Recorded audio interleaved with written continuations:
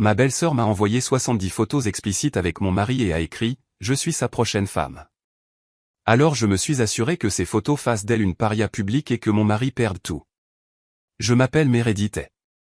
J'ai 42 ans, je suis rédactrice en chef, et comme beaucoup d'entre vous, j'ai passé des années à penser que j'avais la vie parfaite. Je vis dans une banlieue tranquille de Cincinnati, Ohio, avec ma fille de 7 ans, Gail, et mon mari, Glenn. Enfin, mari, est le mot que j'utilisais à l'époque. Maintenant, je ne sais même plus comment l'appeler. Tout a commencé à exactement 2h21 du matin. Je me souviens de l'heure car je venais de me retourner dans mon lit pour vérifier pourquoi mon téléphone n'arrêtait pas de vibrer sur la table de chevet. Je n'attendais aucun message. Glenn n'était pas à la maison. Il avait prétendu être sorti tard pour un dîner d'affaires avec un gros fournisseur pour notre garage automobile. Ce n'était rien de nouveau, malheureusement, mais l'écran a affiché un SMS d'un numéro que j'ai reconnu instantanément. Ma belle-sœur Valérie. Valérie. Ce nom n'était autrefois qu'une contrariété, un rappel du moment gênant où mon père s'est remarié après le décès de ma mère, amenant cette jeune femme de 20 ans, prétentieuse et gâtée, dans ma vie déjà compliquée. Maintenant, ce nom a juste un goût d'acide. J'ai plissé les yeux dans la pénombre et j'ai ouvert le message.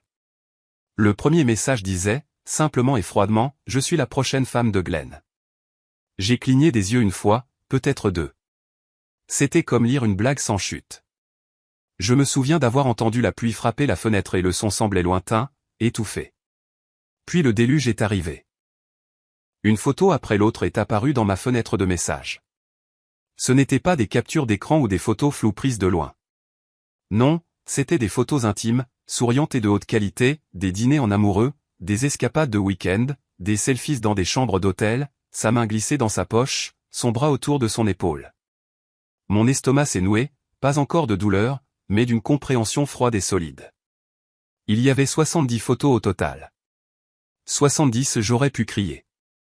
J'aurais pu pleurer, jeter le téléphone à travers la pièce, réveiller Gail, qui dormait paisiblement à côté de moi, recroquevillé avec son pouce près de la bouche.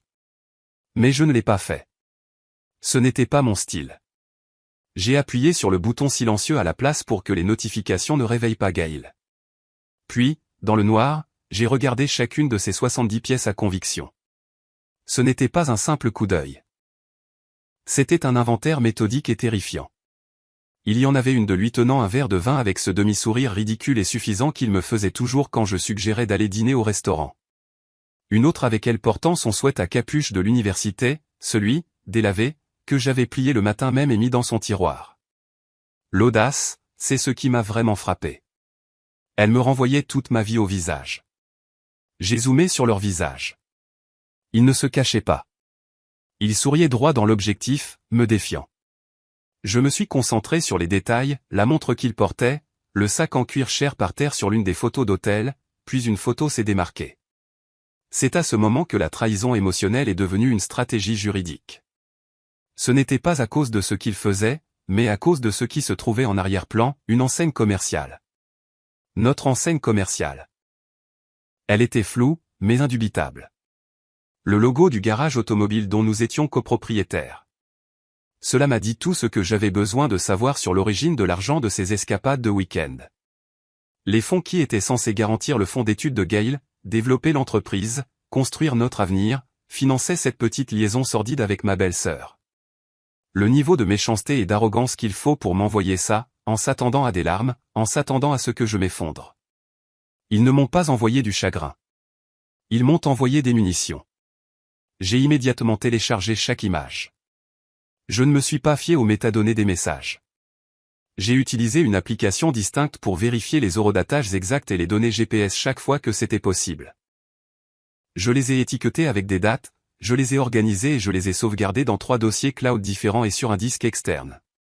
J'ai nommé les dossiers « pièces à conviction A »,« abus financier »,« pièces à conviction B »,« infidélité » et « pièces à conviction C », « violation éthique ».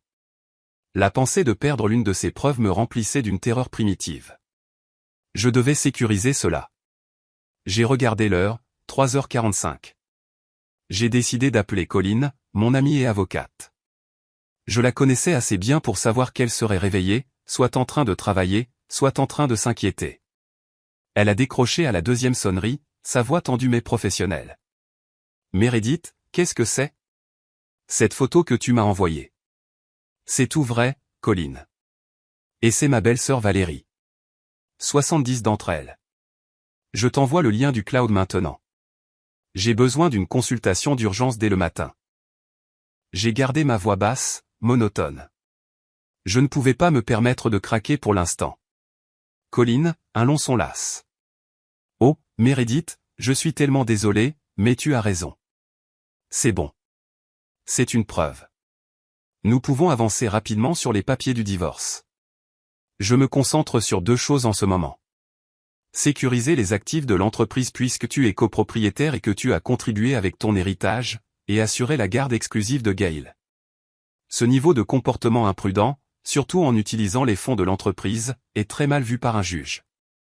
Quelle est sa situation financière en dehors de l'entreprise? Je ne sais pas.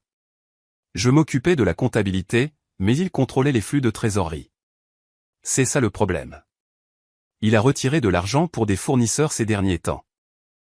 Mais cette photo, celle avec l'enseigne du garage, elle le montre dans ce complexe hôtelier que nous avions regardé l'année dernière, celui qu'il disait que nous ne pouvions pas nous permettre. J'ai fait une pause, laissant l'ironie s'installer. Il peut se le permettre pour elle, cependant, n'est-ce pas? Je commence l'enquête financière approfondie maintenant. Repose-toi, Meredith. Ou au moins habille-toi. Je te vois à 8 heures. N'interagis pas avec lui. Ne mentionne pas les messages. Agis normalement, Meredith. Il est crucial que nous contrôlions le récit. Agis normalement, ai-je répété à la pièce vide. J'ai raccroché et je me suis assise sur le bord du lit. J'avais peut-être 3 heures avant que Glenn ne rentre. J'ai utilisé ce temps. J'ai tranquillement rassemblé tous les relevés financiers que j'ai pu trouver, tout ce qui concernait les déclarations fiscales de l'entreprise et nos comptes joints. Je les ai tous mis dans un sac de messager, prêt pour Colin. J'ai même fait 2 copies de l'acte de propriété de la maison. J'ai regardé Gail, sa poitrine se soulevant et s'abaissant doucement. J'ai ressenti une vague de détermination maternelle pure. C'était elle qui avait besoin de ma force maintenant. Pas Glenn, pas Valérie, et certainement pas le mariage. J'ai finalement quitté mon pyjama pour une tenue sombre et structurée. Je me suis regardé dans le miroir. Mon visage était pâle, mais mes yeux étaient stables. La femme qui me regardait n'était plus celle qui avait ravalé sa douleur pendant des années. C'était une professionnelle, et elle était sur le point de se mettre au travail. J'ai passé des années à me dire que la vie tranquille était la bonne vie. Il y a 10 ans, je pensais avoir tout. Une maison décente, un mari travailleur, ou du moins c'est ce que je pensais, un nouveau bébé, et les débuts d'une petite entreprise solide juste à l'extérieur de Columbus. Glenn et moi nous sommes rencontrés à l'université. Il était magnétique, toujours le gars avec un plan. Il était charismatique, le centre de chaque pièce. Moi, la rédactrice tranquille, j'étais attiré par ce feu. Il a dit qu'il voulait une vie simple, une vie de famille, et je l'ai cru. Nous avons commencé modestement, acheté une maison modeste, et ouvert le garage de réparation automobile ensemble. Je gérais tous les comptes administratifs, la paie, le marketing, tout ce qui faisait fonctionner une entreprise pendant qu'il s'occupait de la mécanique et du travail avec les clients. J'ai aidé à obtenir le financement initial en utilisant un petit héritage familial que ma mère m'avait laissé. Les 2 premières années de notre mariage se sont déroulées assez bien. Mais ensuite, Gail est née. Et c'est là que les plaques tectoniques ont vraiment commencé à bouger. Les nouveau-nés sont durs pour un mariage. Je le sais. Mais là où je voyais une opportunité de créer des liens, Glenn voyait une excuse pour se retirer. Il a commencé à rentrer plus tard, disant qu'il avait besoin de temps pour se vider la tête ou que le garage était débordé. Il prétendait que les pleurs le maintenaient éveillé la nuit, alors il a déménagé dans la chambre d'amis pour mieux dormir. Je me souviens du jour où j'ai emballé ses oreillers et sa brosse à dents, essayant de faire croire que c'était une nécessité temporaire, un sacrifice pour son travail à haut salaire. Mais en fermant la porte de la chambre d'amis, la finalité du divorce ressemblait à une prémonition glaciale. Je n'ai pas discuté. Je pensais que c'était temporaire. Je pensais que j'étais la femme compréhensive, la partenaire solidaire. Ma propre mère, que Dieu bénisse son âme pratique, m'avait prévenu une fois il y a des années. Elle avait dit, « Meredith, ma chérie, quand les couples arrêtent de partager un lit, ils arrêtent lentement de partager une vie. » Je m'étais moqué d'elle, l'avais traitée de démodée. Mais en repensant à ses draps vides, je ne pouvais qu'entendre sa voix. Et puis il y avait Valérie, ma belle-sœur. Elle est entrée dans ma vie quand mon père s'est remarié, et elle a immédiatement posé problème. 10 ans de moins que moi, elle n'a jamais travaillé un jour de sa vie, comptant toujours sur l'argent de ma belle-mère ou de mon père. Elle était censée être dans une école d'art en Floride, mais elle apparaissait en Ohio pour de longues visites, charmant toujours Glenn, complimentant son ambition, lui faisant se sentir comme le grand Manitou qu'elle pensait qu'il était. C'était toujours gênant, mais je l'ai rejeté comme étant Valérie, dans le besoin et en quête d'attention. Jamais, pas une seconde, je n'ai pensé qu'elle partagerait le lit de Glenn. Puis il y avait la mère de Glenn, Beverly. Elle vivait à 2 pâtés de maison et passait plus souvent que je ne l'aurais jamais souhaité. Au début, elle a proposé d'aider avec Gail, mais cela s'est rapidement transformé en critique constante et épuisante. Elle soupirait de façon dramatique quand je donnais le biberon à Gail. Elle commentait si mes cheveux n'étaient pas parfaitement coiffés ou si le dîner était en retard. Beverly avait cette façon de parler qui donnait toujours l'impression qu'elle me faisait une énorme faveur en me tolérant. Selon elle, Glenn avait été un ange enfant, poli, parfait, mature au-delà de son âge. Donc, chaque fois que Gail faisait une crise de colère ou ne voulait pas embrasser grand-mère pour lui dire bonne nuit, je pouvais pratiquement entendre Beverly me blâmer à voix basse. Un jour, Beverly est venue à l'improviste. J'avais du mal à faire manger ses légumes à Gail, et Gail, étant Gail, faisait une mini-crise. Beverly a regardé toute la scène, les bras croisés, jugeant. Puis elle s'est penchée juste devant Gail et a dit de cette voix mielleuse, « Un enfant apprend de sa mère. Si Gail est difficile, peut-être que tu devrais te regarder dans le miroir. » Je voulais crier. Je voulais lui dire de sortir de ma maison et de ne plus jamais revenir. Mais je ne l'ai pas fait. J'étais fatigué, épuisé de faire semblant, d'attendre que Glenn se soucie à nouveau, d'espérer que je n'avais pas gâché les meilleures années de ma vie. Je continuais d'espérer. Les gens font ça quand ils ont trop investi, quand ils ont peur de recommencer à zéro ou quand ils s'inquiètent des batailles pour la garde qu'un divorce pourrait entraîner. Le problème, c'est que le temps n'est jamais venu pour nous. Glenn ne me touchait plus. Nous n'avions pas eu de vraie conversation depuis des mois. Son anniversaire est arrivé et est passé. J'avais prévu un bon dîner, acheté un gâteau, même mis cette robe bleu marine qu'il aimait autrefois. Il a envoyé un SMS à 18h pour dire qu'il ne rentrerait pas avant tard. J'ai attendu. La nourriture a refroidi. Il n'a jamais mangé une bouchée. Puis de petites choses ont commencé à disparaître. Des outils de diagnostic coûteux du garage qu'il avait acheté avec le compte de l'entreprise. Une tablette que j'utilisais pour la comptabilité. Un simple bracelet en argent que ma mère m'avait donné. Glenn avait toujours une raison. Un client avait besoin d'un prêt. Il mettait à jour l'inventaire. Gail l'avait probablement déplacé, mais au fond de moi, je savais mieux. Il vendait des choses. Il utilisait des fonds. J'ai pensé que nous avions peut-être juste besoin d'espace. Peut-être un court voyage, un conseiller, quelque chose pour nous ramener à ce que nous étions. J'en ai parlé une fois nerveusement alors que nous étions en voiture pour aller chercher des plats à emporter. Il a ri. Pas un rire drôle. Un rire froid, comme de la glace sèche frappant de l'eau. Et puis il a dit, « Tu es trop sensible, Meredith. Arrête d'agir comme si quelque chose n'allait pas juste parce que la vie n'est pas romantique à chaque minute. » Cela m'a complètement réduite au silence. J'ai hoché la tête. J'ai souri. J'ai acquiescé, mais à l'intérieur une autre fissure est apparue. Je ne l'ai pas vue à ce moment-là, mais je me rétrécissais déjà. Me rétrécissant pour maintenir la paix, me mordant la langue, ravalant mes besoins, faisant semblant que les choses allaient bien alors qu'elles ne l'étaient pas. Et il l'a vu. Les hommes comme Glenn, ils peuvent sentir quand vous avez décidé de rester quoi qu'il arrive. C'est à ce moment-là qu'ils arrêtent d'essayer. La 5e année, nous vivions comme des colocataires. Je lui trouvais des excuses. Il trouvait des excuses pour m'éviter. Les visites de Beverly ont augmenté, sa voix plus forte, son jugement plus aiguisé. J'étais fatigué, épuisé d'attendre qu'il se soucie à nouveau, d'espérer. Et puis est venue cette nuit, le message, les photos, la preuve. Je n'étais pas folle. Je n'étais pas paranoïaque. J'avais été remplacé. Non seulement remplacé, mais humilié par ma propre belle-sœur. Mais ce que Glenn et Valérie ne savaient pas, c'est qu'ils venaient d'envoyer toutes leurs preuves directement à quelqu'un qui n'était plus disposé à se taire. J'ai regardé ces 70 photos, non pas comme un chagrin d'amour, mais comme des preuves solides et irréfutables. Chaque mensonge qu'il a dit, chaque moment qu'il a volé, maintenant capturé, classé, prêt à être utilisé. Pour la première fois depuis des années, j'ai ressenti quelque chose de différent. De la clarté, pas de la douleur, pas de la peur, juste le pouls régulier d'une femme qui avait finalement cessé d'espérer et commencé à se préparer. C'était une liberté sombre, une promotion terrifiante à la tête de ma propre survie. La nuit où Glenn est rentré, j'étais encore réveillé. Il était presque 5 heures du matin. J'ai entendu ses clés cliqueter contre la porte.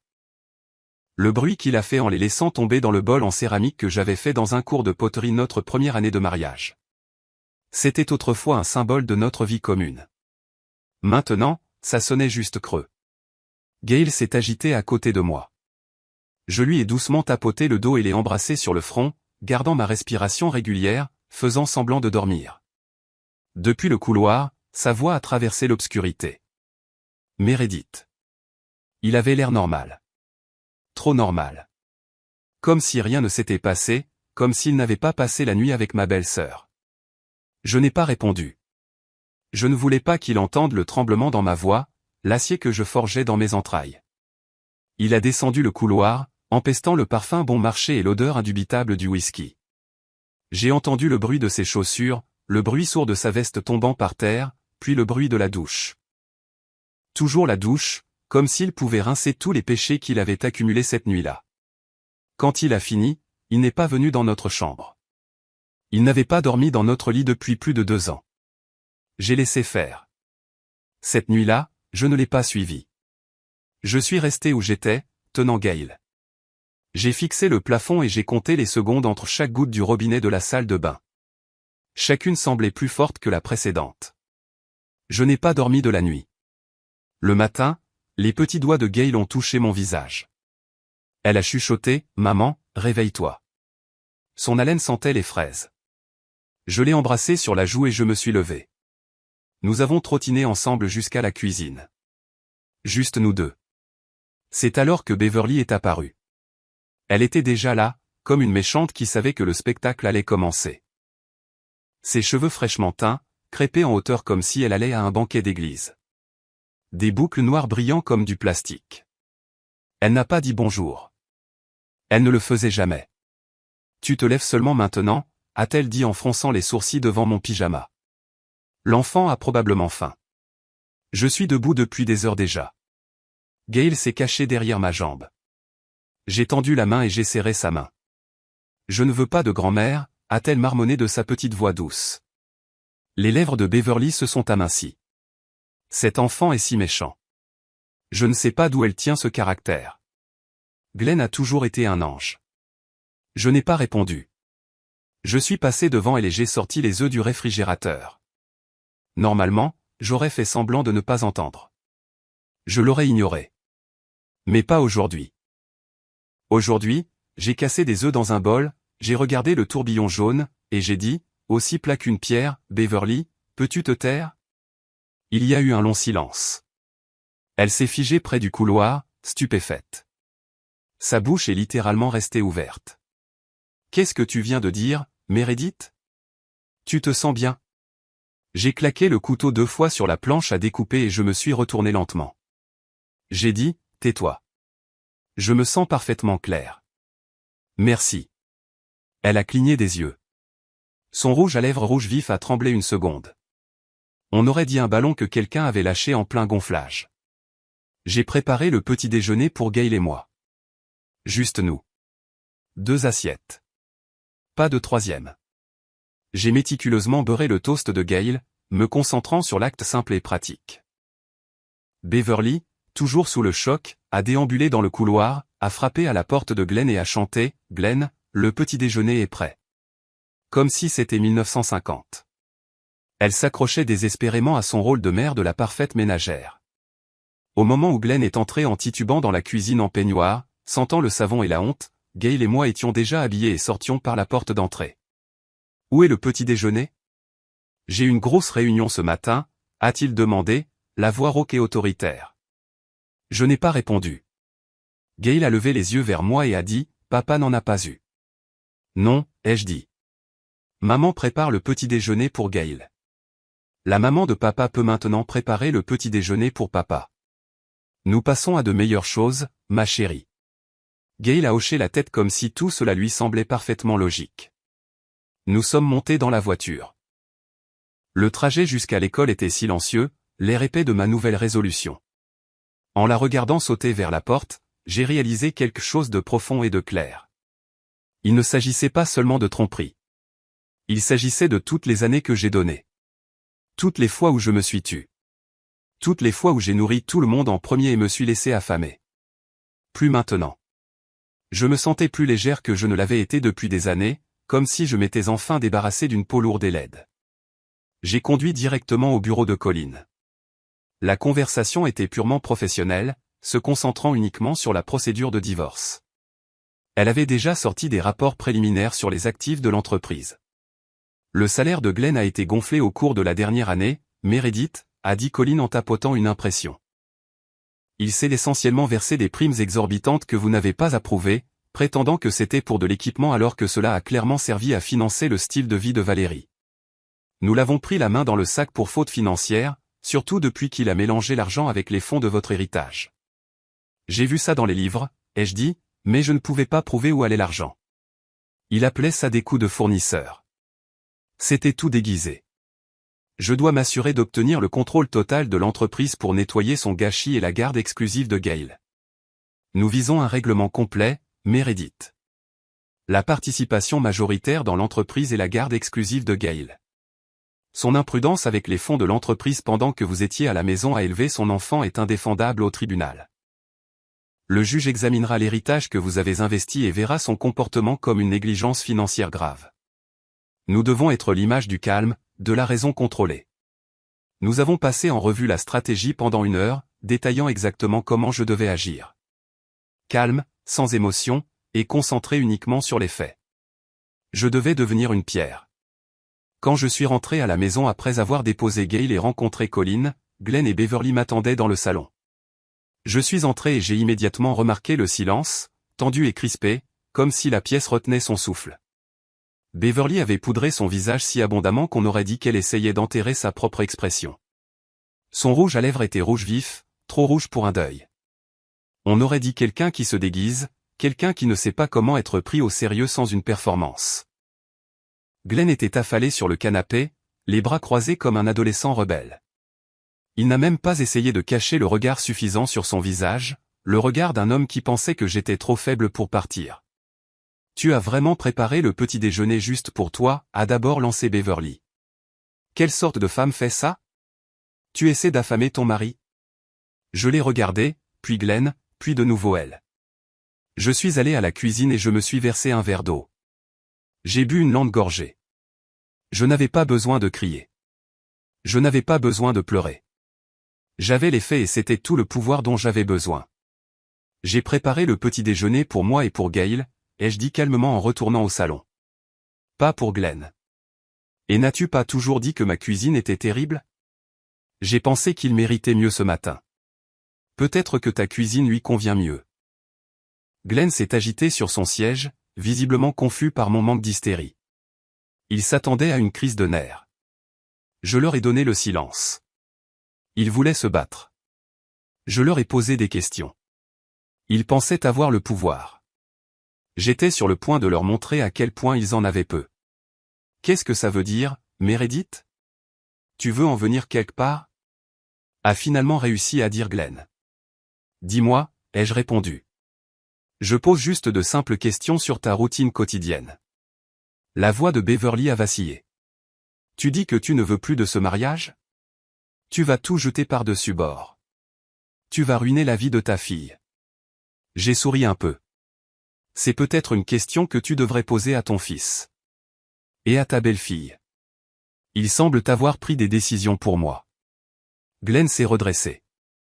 Il n'était pas habitué à ce que j'utilise le nom de Valérie. Je suis passé devant eux, je me suis assise et j'ai sorti mon téléphone. J'ai sélectionné 2 des photos les plus claires de la nuit précédente, une à la piscine de l'hôtel, l'autre dans la voiture de luxe que Glenn avait achetée à Valérie, et je les ai envoyées directement au groupe de discussion de la famille. Je n'ai même pas regardé leur visage alors que les notifications commençaient à sonner instantanément. La sœur aînée de Glenn a appelé en quelques secondes. Son cousin a répondu avec un emoji de visage choqué.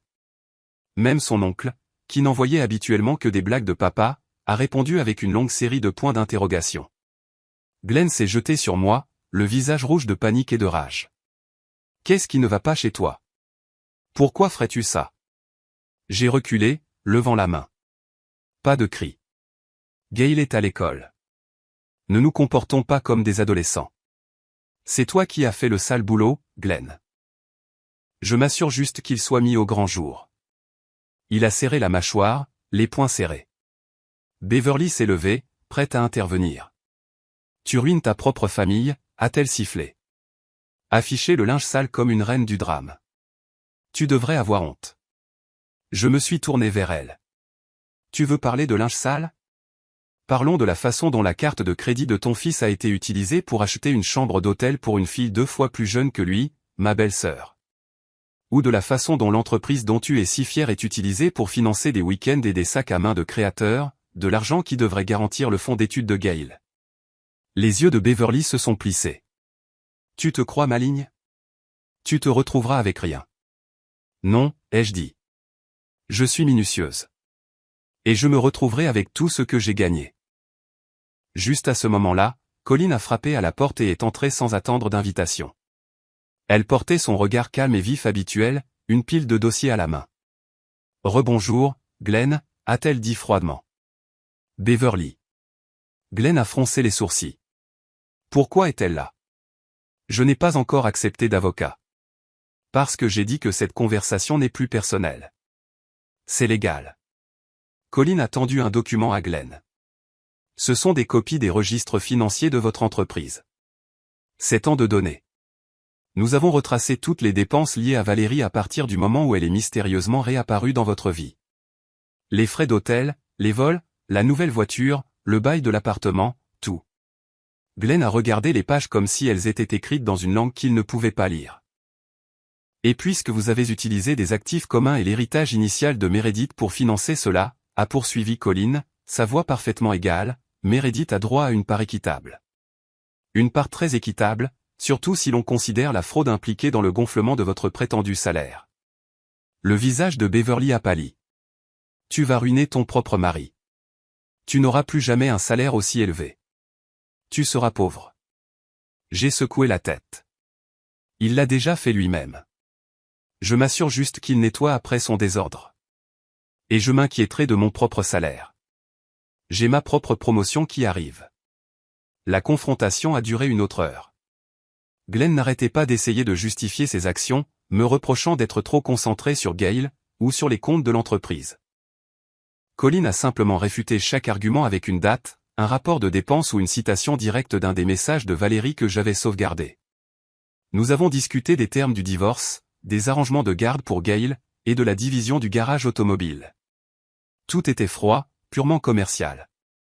Pendant tout ce temps, Beverly a essayé d'interrompre, offrant des conseils inutiles et des excuses pour son fils. Mais Colin l'a fait taire à chaque fois, lui rappelant qu'elle n'était pas partie aux discussions juridiques. Meredith, c'est la première étape, a dit Colin en rassemblant ses papiers. Ne lui parle que si c'est absolument nécessaire. Pas de réponse émotionnelle. Nous avons besoin qu'il se sente isolé et submergé par les faits. C'est son imprudence qui le détruit, pas nous. Je comprends, ai-je dit. L'isolement, c'est ce qu'il m'a donné pendant des années. Maintenant, il allait goûter à sa propre médecine. J'ai ressenti une vague de satisfaction froide. Après la confrontation, je n'ai plus parlé à Glenn pendant 2 jours complets. Je me suis rendue indisponible, pas en colère, pas émotive, juste silencieuse. Ce silence l'a rendu nerveux. Pendant ce temps, Colin et moi avons tout rassemblé. Nous avons examiné les finances, les emails et les messages. Mais ce qui a le plus attiré l'attention de Colin, c'est un petit détail dans l'une des 70 photos que Valérie m'avait envoyées.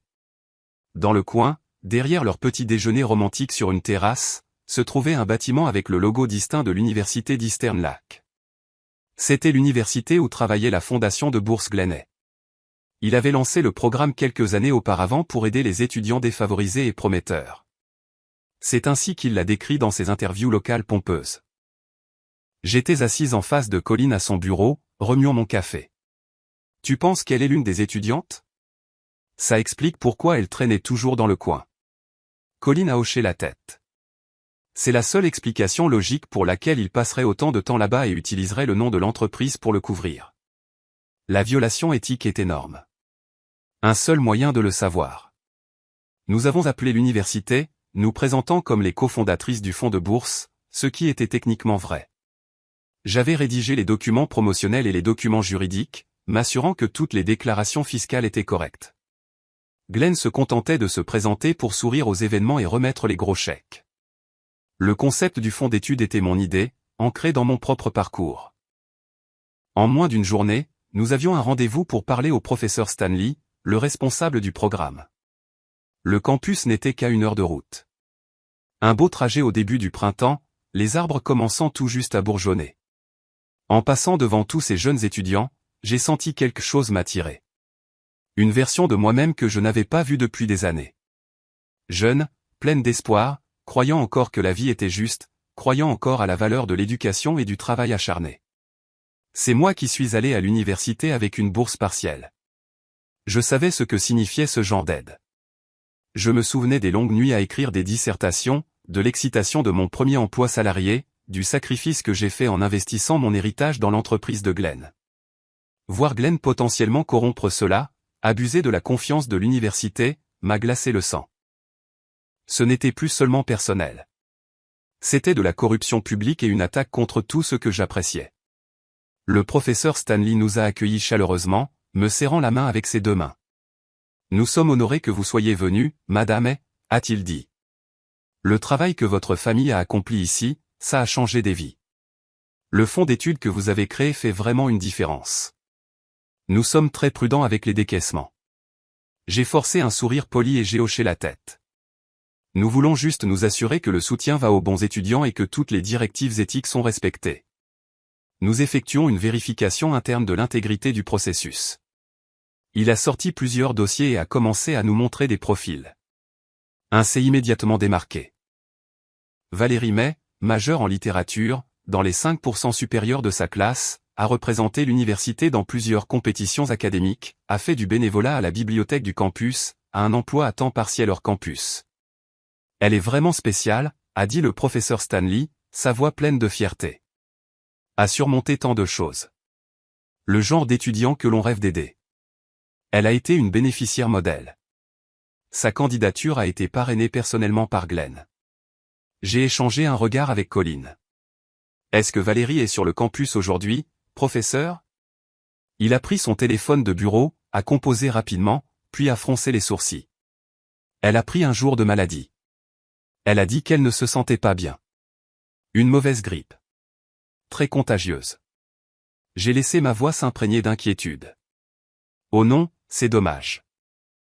Savez-vous où elle loge? Nous nous assurons toujours que nos boursiers ont accès aux meilleurs soins. Nous devons nous assurer d'être couverts du point de vue de la responsabilité. Vous comprenez? En fait, a-t-il dit en consultant une note, elle a été admise à l'hôpital partenaire de l'université pour se reposer. Elle a mentionné des symptômes de grippe. Je me suis levé immédiatement. Allons lui rendre visite. Colline et moi avons 1 heure avant notre prochaine réunion. C'est le moins que nous puissions faire. Je suis sa belle-sœur après tout. Le professeur a hésité. Êtes-vous sûr? Ce pourrait être intrusif. C'est la grippe après tout. J'ai souri, un large sourire convaincant. Nous sommes de la famille, professeur Stanley. Je suis sa belle-sœur. Je suis sûr qu'elle appréciera le geste. Nous devons vérifier personnellement notre bénéficiaire du fonds d'études. Nous avons conduit en silence. Colline m'a regardé plusieurs fois, mais n'a pas dit grand-chose. Je pense qu'elle me laissait mener, sentant que j'avais besoin de le faire pour moi-même. Je ne faisais pas ça pour le spectacle. Je savais juste que j'avais besoin de la regarder dans les yeux, de voir le visage qui m'avait trahi 2 fois, une fois en tant que belle-sœur et une fois en tant que rivale. L'aile de l'hôpital était silencieuse, remplie de l'odeur d'antiseptique. Nous avons descendu le couloir jusqu'à ce que nous trouvions la chambre 333. Colin m'a arrêté juste avant la porte. Meredith, regarde de plus près. J'ai regardé. À l'extérieur de la porte de la chambre, à côté du numéro, se trouvait une petite plaque. On pouvait y lire « Maternité ». Elle n'est pas ici pour la grippe, a chuchoté Colin, les yeux grands ouverts. J'ai hoché la tête une fois, puis j'ai frappé doucement et j'ai ouvert la porte. Valérie était dans le lit, pâle et fatiguée. Ses cheveux étaient en un chignon désordonné. Elle n'était pas maquillée. Elle ne ressemblait en rien à la fille souriante des 70 photos. C'était juste une jeune femme, effrayée et seule. Elle avait à peine 22 ans quand elle m'a vu, sa belle-sœur trahie, la femme qu'elle pensait avoir écrasée. Ses yeux se sont agrandis, ses lèvres se sont entr'ouvertes, mais aucun mot n'est sorti. Le professeur Stanley est entré derrière nous, l'air confus. « Valérie » a-t-il dit gentiment. « Voici Madame Meredith. Elle a aidé à créer la bourse que vous recevez. » Valérie s'est redressée lentement. « Je ne savais pas. Je veux dire, je ne pensais pas, je me suis assise sur la chaise à côté de son lit. Je devais la regarder dans les yeux. Je devais être la force calme et terrifiante dans la pièce. « Tu as l'air mal en point, Valérie » ai-je dit doucement. « Ça va ? Tu as dit que tu avais la grippe. » Elle a dégluti difficilement. « J'ai juste un rhume. Rien de grave.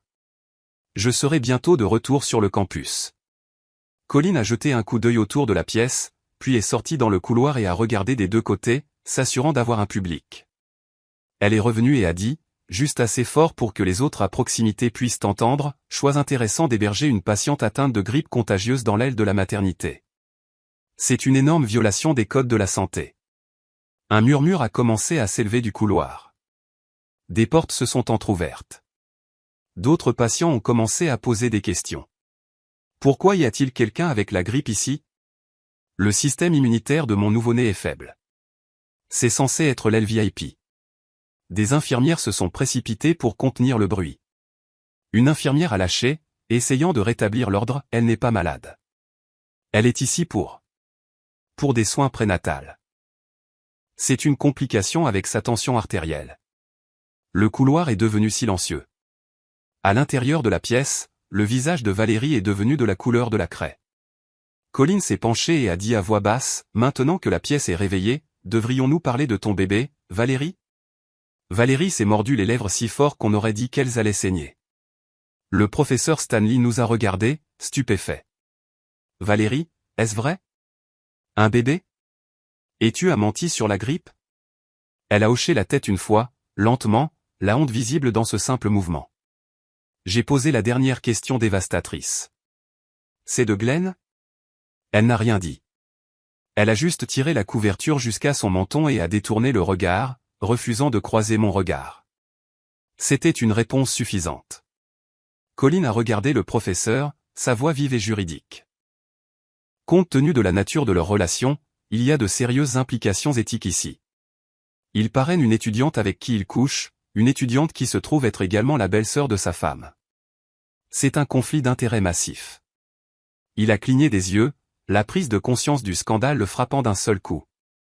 Vous voulez dire qu'elle est l'une de nos étudiantes et qu'il est son parrain et le père? Oui, a terminé Colin. Son mentor, son propriétaire, le fournisseur de ses dépenses, et le père de son enfant, tout en utilisant des fonds désignés pour le fonds d'études pour payer son style de vie luxueux. C'est le cauchemar d'un avocat, la trahison, le scandale, les retombées.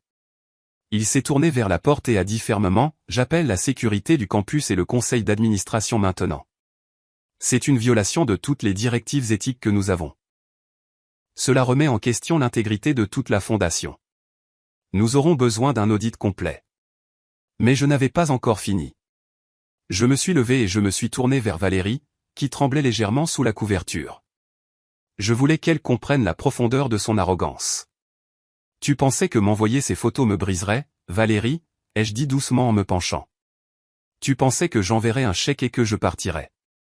Tu pensais que tu entrerais dans ma vie, que tu prendrais mon mari et que tu obtiendrais un héritage facile. Mais tu n'as jamais compris qui je suis vraiment. C'est moi qui m'occupe des comptes. C'est moi qui ai fondé le fonds d'études. Je ne me brise pas. Je me bats. C'est moi qui ai payé pour cette chambre et c'est moi qui ai toutes les preuves.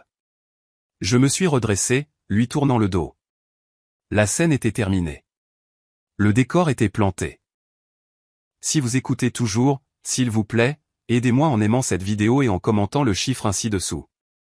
Ainsi, je sais que vous êtes merveilleux et je comprends que vous m'accompagnez tout au long de ce voyage.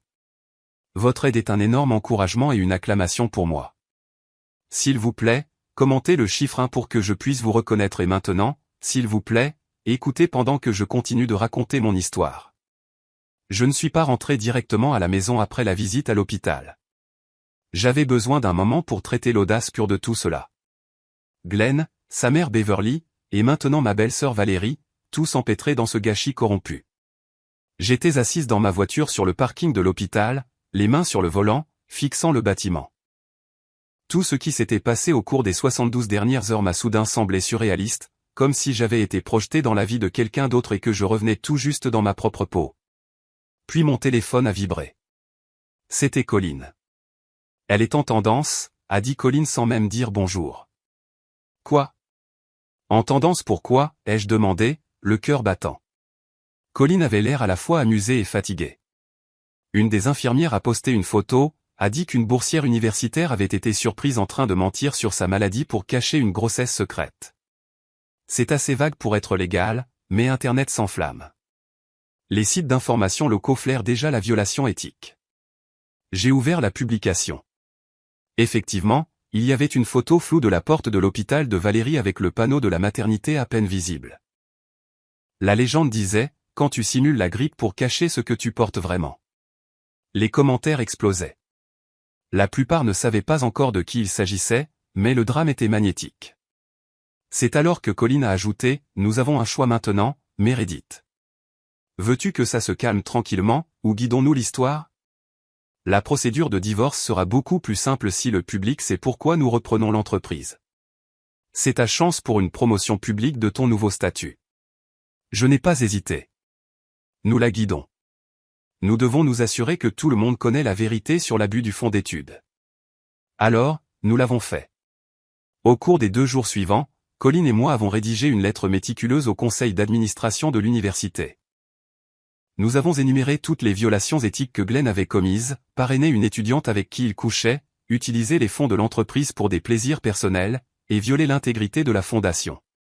La lettre soulignait que le prétendu fonds d'études était utilisé comme une caisse noire pour sa maîtresse, qui était aussi ma belle-sœur. Nous avons joint les relevés financiers expurgés et les photos initiales comme preuve du mélange des fonds.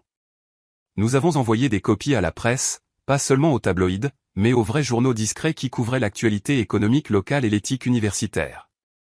Ils ont fait le reste. Des articles ont commencé à apparaître.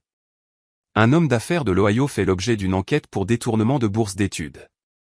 Une étudiante prise dans un scandale de grossesse secrète lié à son mentor. Et enfin, des photos divulguées montrant un chef d'entreprise dans une relation douteuse avec sa belle-sœur de 22 ans. Les photos. Oui. Je ne les avais pas laissées pourrir dans ma boîte de réception. J'en ai sélectionné 10. Seulement les 10 qui ne montraient absolument aucune nudité, aucune pose inappropriée, juste assez pour tout laisser entendre sans le dire. Des photos d'eux se tenant la main, s'embrassant au dîner, Glenn l'air suffisant sur un yacht. Je me suis assuré d'inclure la photo avec le logo de l'entreprise visible. Et je les ai postées avec une légende qui est devenue virale. Quand une femme vous envoie 70 photos en s'attendant à ce que vous vous effondriez, vous prenez une profonde inspiration et laissez le monde voir ce dont elle est fière. Cette publication seule a obtenu plus de 200 000 partages en un week-end. Mon téléphone vibrait constamment de demandes d'amis, de suivi et de messages d'anciens camarades de lycée à qui je n'avais pas parlé depuis des décennies. Ma cousine, qui n'avait envoyé que des points d'interrogation dans le groupe de discussion, m'a appelé en pleurant, disant qu'elle était si fière que j'ai enfin tenu tête à Beverly et Glenn. Mais je ne me suis pas arrêté là. J'ai écrit un article de blog, un seul. Ça m'a pris une nuit entière, mais ça a coulé de source. Des années de silence, trouvant enfin une voix. J'ai raconté l'histoire de mon point de vue, non pas comme une femme trahie, mais comme une femme qui avait passé 10 ans à construire quelque chose, à investir son héritage initial, à gérer les comptes, à élever l'enfant, pour découvrir que son partenaire ne construisait jamais vraiment avec elle. J'ai écrit sur l'amour, sur la déception, sur la façon dont la trahison ne se présente pas toujours sous la forme d'une porte qui claque. Elle peut venir sous forme de selfie souriant de quelqu'un 2 fois plus jeune que vous, quelqu'un avec qui vous avez grandi. J'ai écrit sur la douleur de voir mon héritage s'épuiser pour les vacances de quelqu'un d'autre. Je n'ai pas cité de nom, mais Internet a fait le lien de toute façon. Valérie a immédiatement supprimé tous ses réseaux sociaux. Glenn s'est caché, éteignant son téléphone. Beverly a commencé à appeler ma sœur en essayant de répandre des rumeurs selon lesquelles j'étais mentalement instable, mais il était trop tard. En une semaine, le Conseil des bourses avait annoncé un audit interne, et Glenn a été contraint de se retirer volontairement de toutes ses fonctions publiques. Les dommages à sa réputation, à son salaire, à toute son image professionnelle étaient catastrophiques. Je ne me sentais pas triomphante, mais je me sentais vue. Quelques jours plus tard, Gail et moi étions au parc. Elle poursuivait un papillon et riait si fort que j'ai cru que mon cœur allait éclater. Une femme plus âgée, peut-être dans la soixantaine, s'est approchée de moi alors que j'étais assise sur le banc. « C'est vous qui avez écrit cet article ? Celui sur les photos ? Je l'ai lu sur le site du Ohio Times. » J'ai hoché la tête lentement. Elle s'est assise à côté de moi. « Vous avez dit exactement ce que beaucoup d'entre nous n'ont jamais eu les mots pour dire. Mon mari m'a fait la même chose quand j'ai eu 50 ans. Il m'a quitté pour quelqu'un qui se souvenait à peine du 11 septembre, et tout le monde a agi comme si je devais juste me taire et passer à autre chose. Votre article a été comme un feu d'artifice. » Elle m'a touché la main. « Merci de ne pas vous être tue. Vous vous êtes offert une énorme promotion dans la vie. » Ce soir-là, quand j'ai vérifié la boîte de réception du blog, il y avait plus d'1 millier de messages. La plupart provenaient de femmes, certaines étaient en colère, d'autres avaient le cœur brisé, mais toutes disaient la même chose de différentes manières. Vous m'avez fait me sentir moins seul. C'est là que j'ai su que cette histoire ne concernait pas Valérie. Elle ne concernait même pas Glenn. Elle concernait ce qui se passe lorsque les femmes refusent de s'asseoir tranquillement pendant que quelqu'un essaie de les effacer. Il s'agissait de choisir la dignité quand quelqu'un vous offre l'humiliation. Et il s'agissait de dire la vérité, non pas pour brûler quelqu'un, mais pour éclairer son propre chemin hors de l'obscurité. La promotion que j'ai eue n'était pas dans mon travail. C'était dans ma vie. Le jour où le divorce a été finalisé, je n'ai pas porté de noir. J'ai porté une robe bleu marine profond, le genre qui donnait à mes yeux l'air d'avoir des secrets à garder. Non pas parce que je voulais être mesquine ou théâtrale, mais parce que pour moi, le bleu a toujours signifié la renaissance. L'océan, le ciel, des choses qui continuent de bouger, peu importe qui essaie de les retenir. Glenn s'est présenté seul au tribunal. Pas d'avocat, pas de Beverly, juste lui en chemise froissée. L'air de ne pas avoir dormi depuis des jours. Je n'ai pas eu pitié de lui, mais je n'ai pas non plus ressenti de vengeance. Il avait fait ses choix et maintenant il avait fait les miens. Le juge a tout examiné calmement. Colin avait fait un travail impeccable en présentant la négligence financière, l'utilisation abusive des actifs du fonds d'études, et les manquements à l'éthique avec l'université. Nous sommes repartis avec un règlement complet de nos actifs communs, y compris une participation majoritaire dans l'entreprise automobile que j'ai aidé à construire avec mon héritage. Nous avons obtenu la garde exclusive de Gail avec des droits de visite supervisés pour Glenn, invoquant son comportement instable et imprudent. Plus qu'assez pour que Gail et moi ayons la vie que nous méritions. Plus qu'assez pour ne jamais regarder en arrière. À l'extérieur du palais de justice, Glenn a essayé de me parler. Meredith, a-t-il dit, la voix rauque. Je ne pensais pas que ça finirait comme ça. C'est injuste. Mon salaire a disparu. J'ai hoché la tête. C'est ça le problème, Glenn. Tu n'as jamais pensé. Tu as seulement agi. L'injustice a commencé avec les 70 photos. Il a tendu la main comme pour toucher mon bras, puis s'est arrêté. Je ne pensais pas que tu partirais vraiment. Je pensais qu'on pourrait encore s'arranger. Pour Gail. Beverly a dit que tu ne serais jamais capable de gérer la maison et l'entreprise. Cela m'a fait faire une pause. Je l'ai regardé dans les yeux. L'homme qui m'avait méprisé, m'avait menti, et m'avait trahi avec ma propre belle-sœur. Tu pensais que je resterais quoi qu'il arrive, ai-je dit, ma voix claire. Parce que je l'avais toujours fait. Mais voilà le truc, Glenn. Un jour, même la corde la plus solide se rompt si on continue de tirer dessus. Profite du silence, Glenn. Je me suis retourné et je suis parti, mes talons claquant comme des signes de ponctuation sur les marches de marbre. Gail attendait avec ma sœur dans la voiture. Quand elle m'a vu, elle a applaudi. « Sommes-nous libres maintenant, maman? On peut avoir un chiot ?» J'ai ri, je l'ai prise dans mes bras et j'ai dit « Oui, ma chérie. Nous le sommes. Nous sommes absolument libres. » Les semaines suivantes ont été calmes. Une paix étrange et inconnue s'est installée sur notre maison. Pour la première fois depuis des années, j'ai dormi toute la nuit. J'ai fait des crêpes le samedi sans penser à qui je devais plaire. J'ai laissé Gail décorer le salon avec des dessins au crayon et des guirlandes lumineuses. La maison a commencé à se sentir à nouveau vivante.